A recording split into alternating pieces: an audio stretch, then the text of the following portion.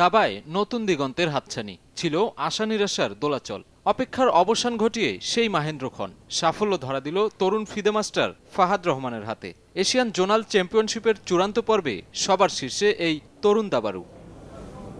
এই জয়ে টুর্নামেন্ট সেরা তো বটেই, নিশ্চিত হয়েছে প্রথমবারের মতো বিশ্বকাপে অংশ নেয়া। তাই উচ্ছ্বাসের কমতি নেই, তবে এগিয়ে যেতে সহযোগিতা চাইলেন অগ্রজদের। এটা আমার প্রথম জোনাল ছিল এবং প্রথম জোনালে চ্যাম্পিয়ন হয়েছি এবং ওয়ার্ল্ড কাপ খেলার চান্স পেয়েছি।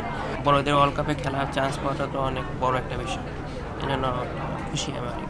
একার পক্ষে গেম হওয়া সম্ভব, তবে অনেক কঠিন হবে। এই জন্য ফেডারেশনের ধরেন যে সাপোর্ট থাকলে পরে, গ্র্যান্ড মাস্টার কোচ দিলে পরে, তাহলে আমার সামনে অগ্রসর হওয়াটা আরও ইজি হয়ে যাবে। এতে গেল পুরুষ বিভাগের সাফল্য গাথা। নারী বিভাগেও লেখা হয়েছে নতুন গল্প। কিংবদন্তি নারী দাবারু রানী হামিদকে হারিয়ে নিজের নামের পাশে আন্তর্জাতিক নারী মাস্টারের খেতাব পেয়েছেন সুলতানা শারমিন, যার মধ্য দিয়ে ৩৪ বছরের খরা কাটিয়ে আন্তর্জাতিক নারী মাস্টার পেল বাংলাদেশ। দুইজনই খুব প্রেশারে ছিলাম, তো হয়তো আন্টি প্রেশারটা বেশি নিয়ে ফেলেছে, যেই কারণে আমার জন্য ইজি হয়েছে। আর আন্টি অবশ্যই ভালো খেলে, আর আমার খুব ভালো লাগছে যে আন্টির সাথে উইন করে আমি চ্যাম্পিয়ন হয়েছি।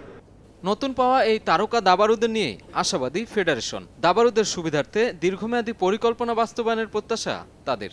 শিরিন তো আপনি দেখেন চ্যাম্পিয়ন হয়েছে, পাশাপাশি নওশিন আঞ্জুম কিন্তু রানার আপ হয়েছে। তৃণমূল পর্যায়ের যে ঘাটতি, আমরা এটা ইতিমধ্যেই প্রমাণ করেছি। এই কমিটি আসার পর থেকে আমাদের যে দীর্ঘদিন আমরা প্রশিক্ষণ দিয়েছি, আমরা এই প্রশিক্ষণের ফল কিন্তু আমরা পাচ্ছি।